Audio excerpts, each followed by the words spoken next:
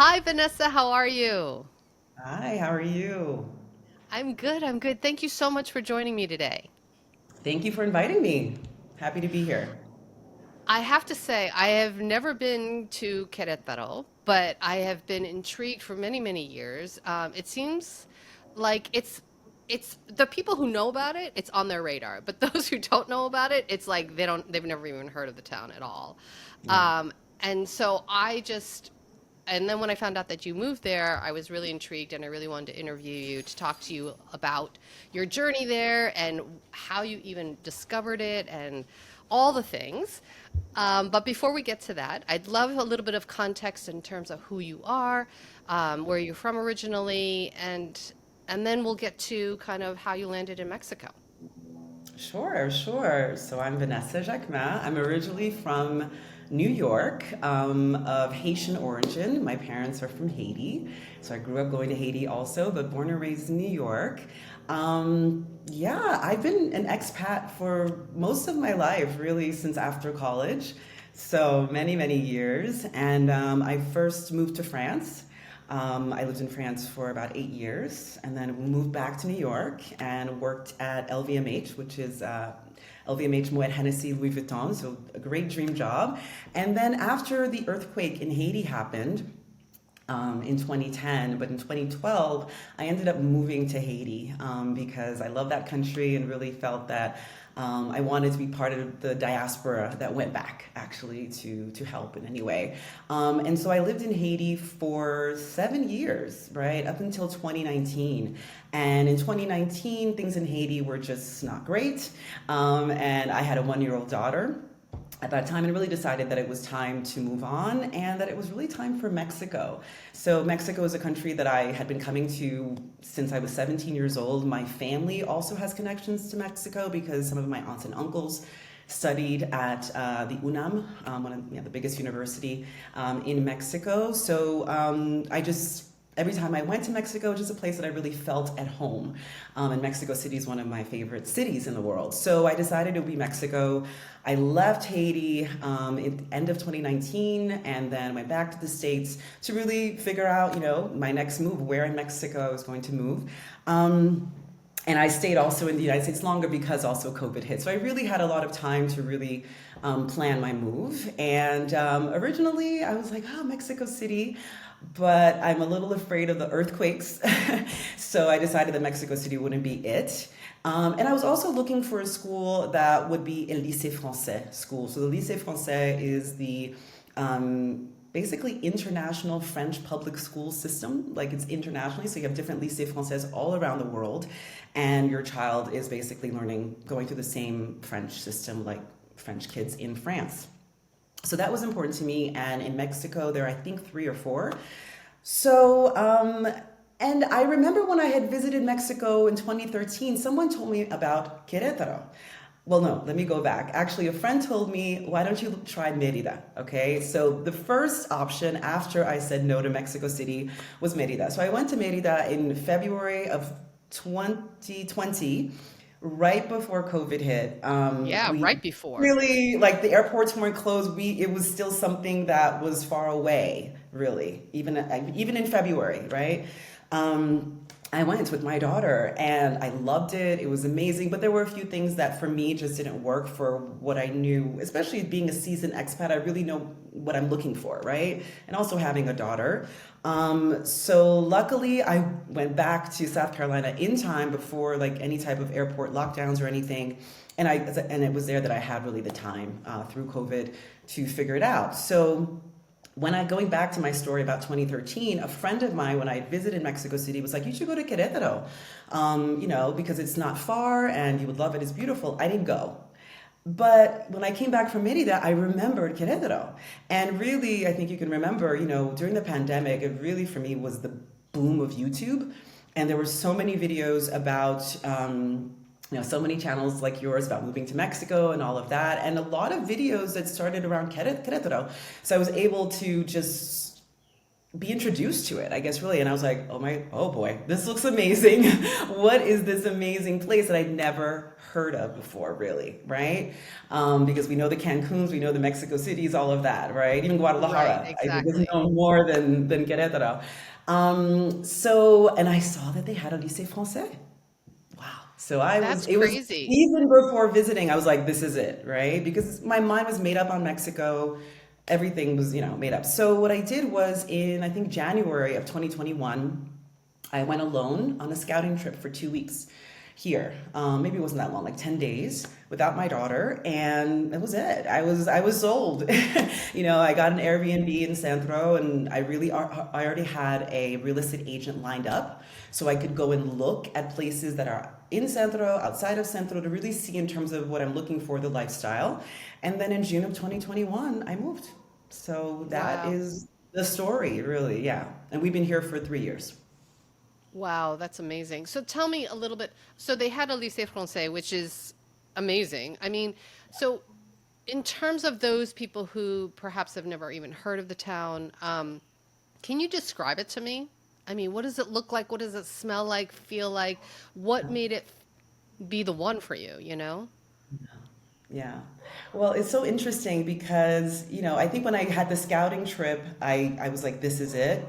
But definitely once you move and you live here, like, oh, this is really it. It's not hard to describe, but things have an essence, right? And I think sometimes the essence of something are sometimes difficult to describe. Santiago, so Querétaro is the state of Mexico, and Santiago de Querétaro, the official name, is the capital of that state. Okay, and so I live in Santiago de Querétaro, in the capital of Querétaro, which I think now has maybe a million. Yeah, I think it has a little bit over a million now. So it's a It's decent probably, sized city. yeah, it's a big city.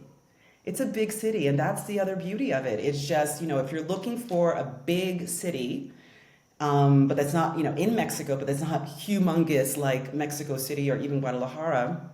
Querétaro is definitely one of the big ones, right? But sometimes when we hear big city, we're like, oh my God, no, it has the Mexican lifestyle that you get in any of these cities, really, where you can, either live in Centro, where it's more, whatever, Centro Histórico, but also have the beauty of the uniqueness of the Mexican privada and fraccionamiento, so which is suburban living. So it really has everything, but yes, it's a huge city that is growing, and I think that is the main thing that I want to mention around Querétaro that people just don't know. Um, Firstly, there's a lot of industry here. So this is a state that has money, right? And this has been going on since the 1950s. I remember when I took the plane actually to move with my daughter, I found this New York Times article from the 1960s. It was amazing, saying why Querétaro is what it is. And it's because of this one governor, I don't remember his name, but it really happened a long time ago, where he said, this needs to become an industrial town. We need multinationals to come here. So there are a lot Oh, of wow. resources here. I think Boeing is here, Nokia, I think Apple or Amazon. It's just growing. Tesla, I think, is opening here. So, yeah, so it's a city, it's a rich state, right? And how And it's far a is it from state. Mexico City? Oh, it's 2.5 hours away, max three if you're slow, type of thing, or with traffic. But it's really close, and it's really close to San Miguel de Allende, which is also one of the hot spots. Right? It's 40 minutes away. You're just so central and close to everything. You don't have the beach, obviously. The beach really by car is 6 hours away. But you can fly there, you can drive there, you can, but it's definitely central. So that's what makes the temperature also wonderful. Because you just have this beautiful sun, but it's not humid, but it's not too dry. It's perfect. And even between October and March, you kind of have a little winter. It's more like a fall feel, but you can wear your sweater. It's not freezing.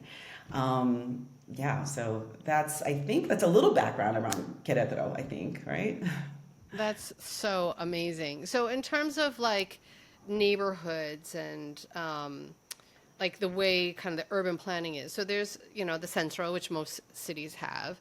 And would you say, is it like a San Miguel de Allende where it's very, 10, 15 minutes to get to the suburbs type of thing? Do you live in centro or do you live more in the suburbs? No, I live in Zakia. So Zakia is one of the fraccionamentos that have a bunch of different privadas, the different condominios. So different developers created these different, privadas that have their own security, like all that stuff. So Yeah, but basically, it's like, gated communities, right? yeah, gated community. There you go. That's how we call privadas, really. And the fraccionamento is really like the neighborhood, really. Yeah, it's like 15 minutes away. That's what I love also. It's like, when we think of suburbs sometime in the United States, again, depending on where you live, you kind of think it's far. I'm from New York. Like, gosh, got to go to Long Yeah. Island. It's like, it's far, right? So here, it's like you're living the suburban life. You can have your grass and your terrace and your little beautiful home, and it's calm, but there's still a lot going on, right? Commerce and all of that. But you're just 15 minutes away from Centro when you want to do that. So yeah, it's great. That's amazing. That's so amazing. So, in terms of like public transportation or getting around, do you feel that you need a car or I'm are definitely there the buses? perfect person to answer this question because in the 3 years that I was living here, I only recently bought a car in June. So 3 months ago. So now I'm a driver in Querétaro, which is super interesting and fun. No, you do not need a car. You don't. I used Ubers the entire time. Okay. And yes, Ubers here are cheaper than in the United States, but it's still a budget, right? So you have to factor that into your budget if you're not going to buy a car right away. I also had, because I have a kid, so I didn't want to just go in any Uber. I wanted a reliable driver to bring my daughter to school in the morning and help me go pick her up and all that. So you can also get a private driver. That is definitely something that happens here. I mean, it's not like a private driver is going to be, all day with you. I get, you can if you want, but you can easily, if you have to do certain trips that you want to have like scheduled weekly or stuff like that, you can have, a driver. But the Ubers work here really, really well. Oh, that's so great. Yeah. That's so great. hmm How was your experience finding a place to live and renting? Was that, it really is. I feel like it's a little bit of a crapshoot depending on what town you're in. hmm Um, but how was your experience? And what kind of Great. place do you live in? Yeah, it was great. I mean, I just, but again, it was great because I planned in advance. So I'm definitely a planner, an anticipator. So it was able to go smoothly, I think. Um, I live Did in you a have to show certain townhome. documents? I'm so sorry. Yeah, okay. Now we're getting into like the details. Yes, absolutely. So it depends also if you have your temporary residency or your permanent residency. So I have my temporary residency. That's what I got from the beginning. And in a year, I'm going to have my permanent residency. But I think either way, but not really. Like when you have your permanent residency, like if you want to buy a car, if you want a credit, you don't need a guarantor. But when you have a temporary residency, there are just certain things that a guarantor is going to be asked for. So in the case of real estate, my landlord in particular, and I think it also depends on the landlords. But I think now there's also this general thing of, okay, you're a foreigner, you have your residency, so you're legally allowed to be here, but you're new here, so you obviously don't have a guarantor, right? Right. So they have this thing called the polisa jurídica. Okay, if I'm pronouncing it well. So that basically is an insurance. So that covers the homeowner specifically, but also you. So, and it's not that expensive, right? I think I paid like 5,000 pesos, right? So every year that you renew your contract, you kind of have to do that insurance. And that's it. Oh, That's wow. it. And so 5,000 pesos is how much in US? I think it's I know around now I don't. 300 or maybe Okay. 250 or something around then. Yeah. Okay. And so, oh, so it's essentially an insurance policy that if you Mhm. don't pay your rent, the Right. company will pay your rent or whatever. Yeah, yeah, but I've never had Oh, to wow. use it, I'd so never heard of that. don't know exactly how it works, but hey, if that's what the he wants, and that's what he wants, and I think I had to pay an extra month of security deposit because of that. You know what I mean? So there's just those things that I think are normal. You know what I mean? If you're a foreigner moving to a country, there are just certain things, it's normal that you can't get a credit card when you're a temporary resident. You can leave. Right. So they're just things that, but you can work around things. Everything gets solved. Right. Yeah. Exactly. Well, a lot of people say, when they move to Mexico, the learning curve can be steep if you don't know any Spanish or if you don't know anything about Mexican culture or, Yeah. and that the best thing to do, of course, is just kind of relax and and realize that there is an adjustment period and that there are things that you're not going to understand and not to expect, because some people do go into these foreign countries thinking it's going to be like the US or Canada or whatever, and you're like, no. You're not in those countries, and you can't have those same expectations. Well, you can't. Ha- Yeah, I feel like you can't have those expectations if you're an immigrant. right. Do you know what I mean? Me living in Mexico, it's like living in the US, but better. That's how I see it. So it's actually not that complicated. It's not that different. Yes, there are different intricacies in culture and certain legal things or things like that, but it really is just like, a foreigner who's going to go to the United States is not going to be able to do whatever he wants. So it's the same thing when you move here. But Yeah. it's very seamless. It's not that complex. I feel like Mexico, institution wise, in many ways, yes, there are a lot of issues. There's corruption. There are things. But in general, it's a country whose institutions are very strong. The future is Mexico, period. The middle class here is growing like crazy, and Querétaro is a perfect example of that. So I don't want to get into politics, whatever, but I'm assuming that things will continue to get better and better and modernized and optimized. I do. So when you say life in Mexico is like the US but better, when you say better, what do you mean by better? Well, And better is subjective. yes. Yeah, better is subjective for me, right? So there's people who may come here and be like, I don't want to live here. They don't like it. I have a very strong affinity to Mexican culture. So Mexico has everything that I want, right? But maybe there are people who that's not what they want. But for me, um, moving to Mexico and specifically Querétaro, but I think a lot of Mexican cities, Mexico in general, I'm not missing anything about the U.S. I don't feel like I'm moving to some exotic place, right? Where it's whoa, like completely different culture, completely like, you know what I mean? I think the proximity to the U.S. makes it, for me, just that way, but also just the way that the city is. Okay, it's a normal city. You have beautiful gated communities. You have Walmart. You have Sam's Club. You have Costco. You have HEB. You have everything. So you're not moving to a third world country, or there's a big difference between Haiti and Mexico, for example, right? After having, lived in these two places. So I think you find everything that you will need or that you will find in the United States, right? That's what I'm saying. But when I mean better for me, you have Mexican culture, you have the Mexican people, you have the Mexican lifestyle.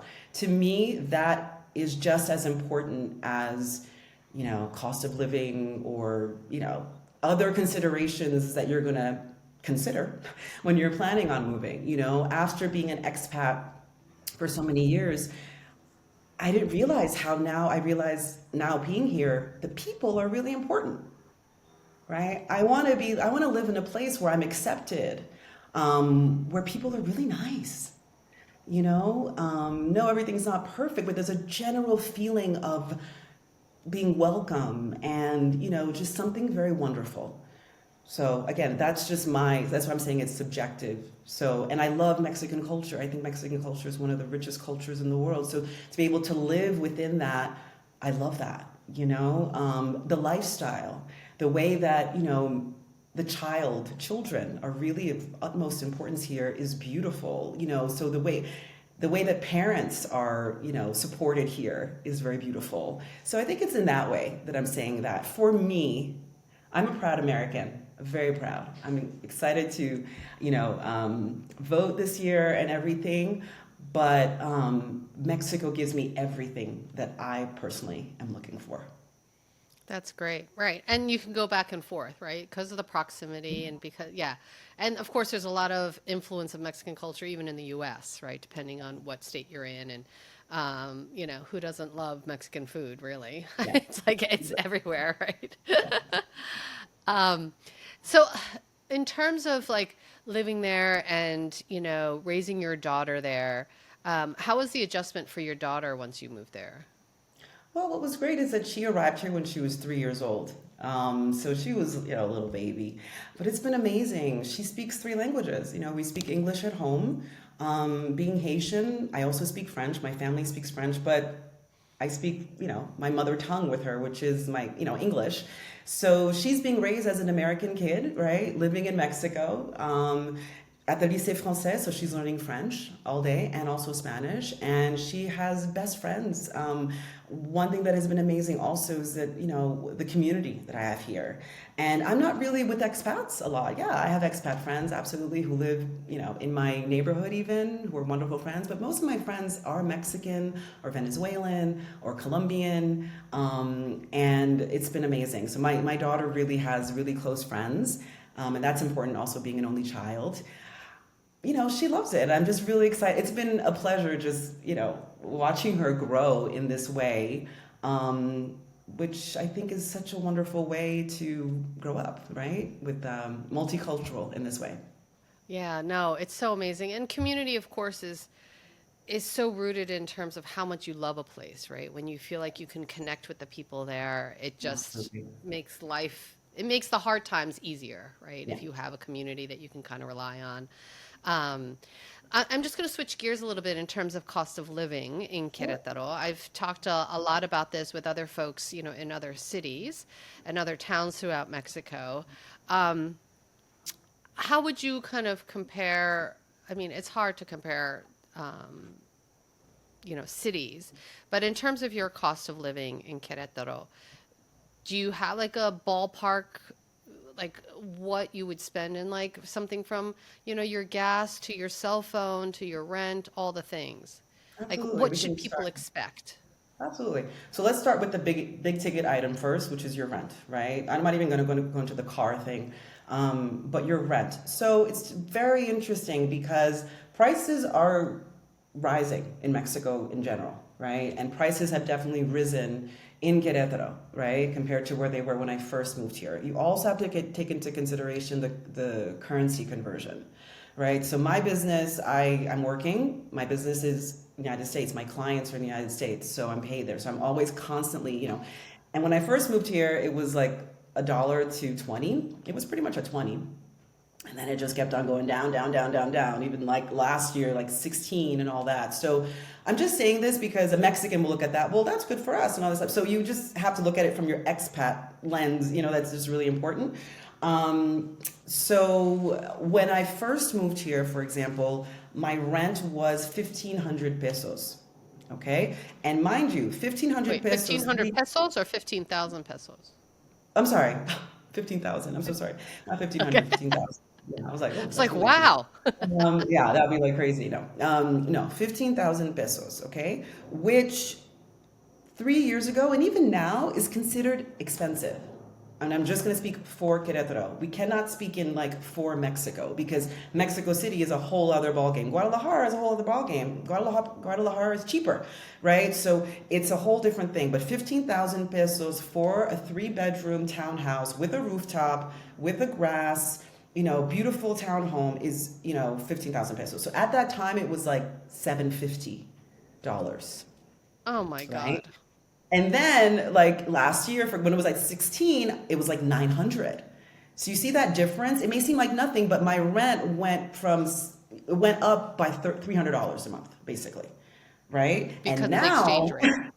now since the election, it was like the Mexican election, presidential election, the next day it went back. And so now it's like back up at 19. So now my rent is like 8. You know what I'm saying? So it really, if you are, if your money is coming from the US and you're constantly converting, you have to, it may fluctuate depending on the currency conversion, but that's really around what it is. And so 15,000 pesos is considered expensive in Querétaro 3 years ago, but now 3 years later, the prices are starting to come to that for certain people who can pay that, right? So now it's less, oh wow, 15,000 pesos for a place, right?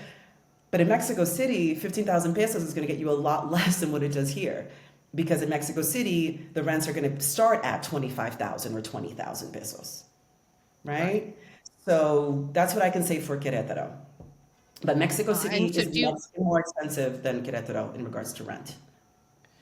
and are there mainly homes, like townhomes, or is it mainly condos and apartments? Do you live in an apartment or you live It's in a both. house? No, I live in a house, but it's a townhouse. It's a townhouse. So in the neighborhood that I live in, it's all townhomes. So all the houses are connected.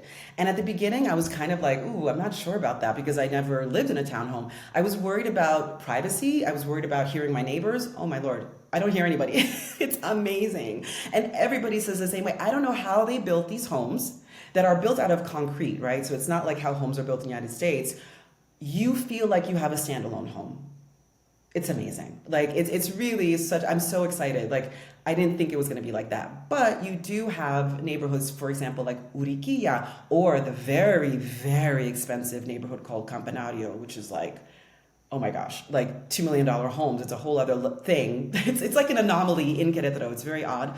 Those are standalone homes. So yes, you can definitely find, standalone homes with beautiful yards and all that. And you can also love, the townhome living.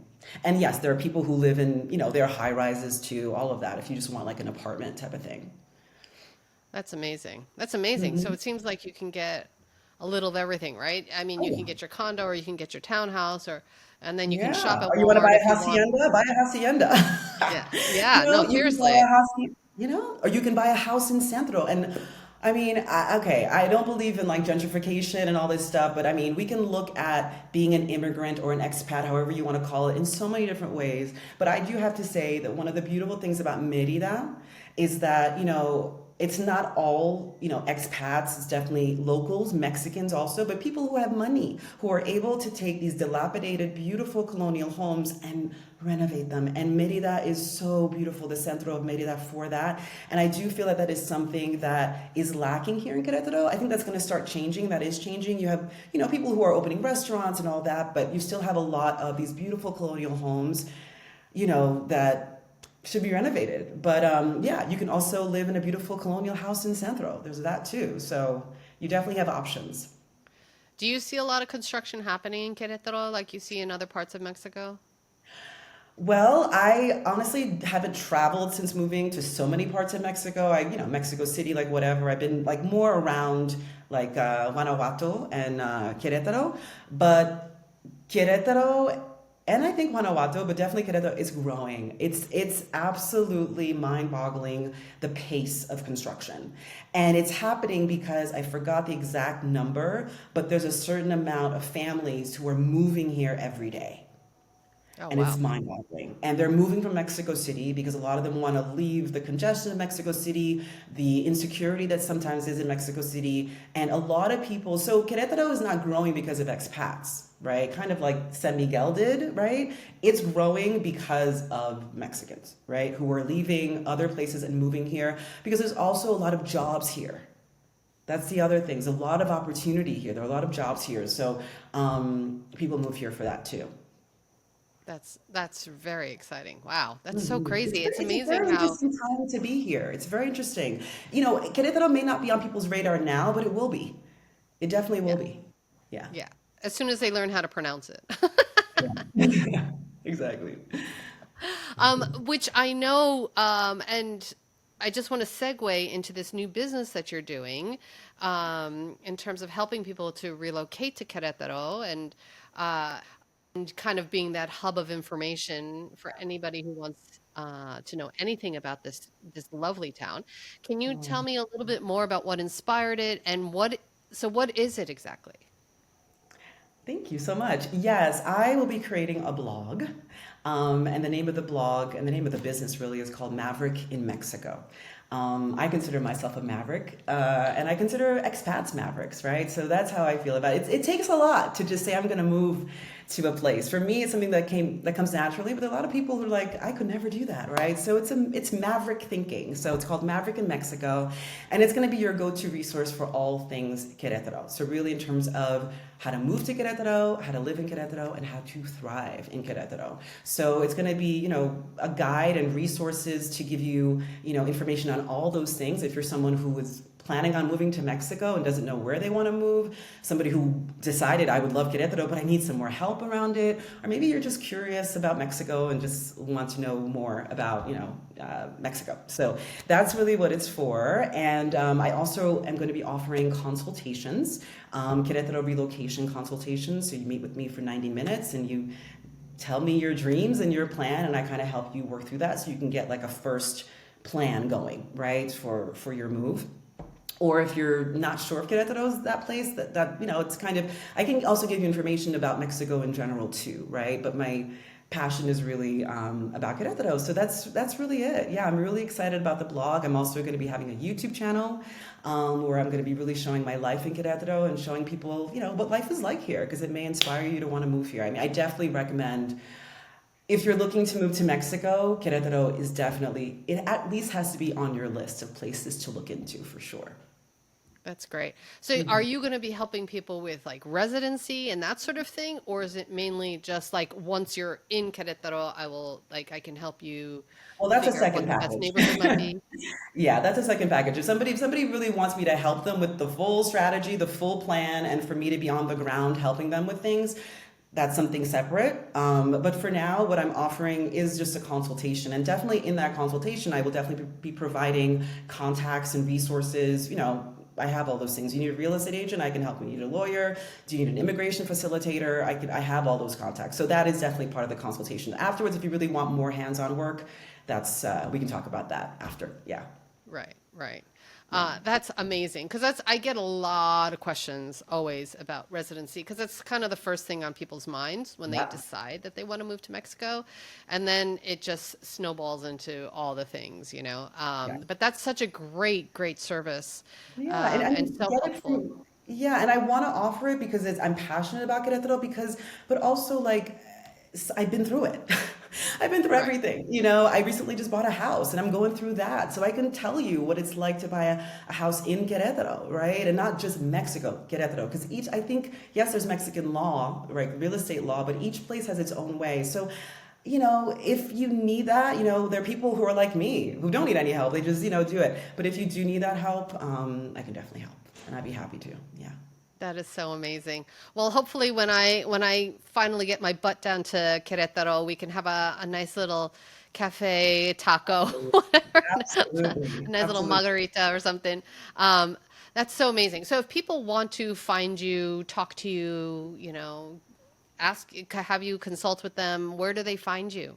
Yes, well, you can click on the link below where it says Querétaro Relocation Consultation, and you can purchase a session with me. And also, if you'd like to opt in to our email newsletter, you can, get onto our Coming Soon page, because our blog is not up yet, but we do have our Coming Soon page where you can, put in your email and get all the information about our launch. And yeah, just that's the best way to contact us. That's amazing. Oh my God. Vanessa, this has been great. Thank you so much. I've been so curious about Querétaro for a long time, and, hopefully in the next year or so I get to go. I hope so. I would be so happy to have that margarita. We're happy to have a margarita, not a coffee. I'd be happy to have a margarita with you. And thank you so much for inviting me. It's such a pleasure. I can talk about Querétaro all day. That's amazing. Oh my God. I love it. I love it. Vanessa, thank you so much. Thank you.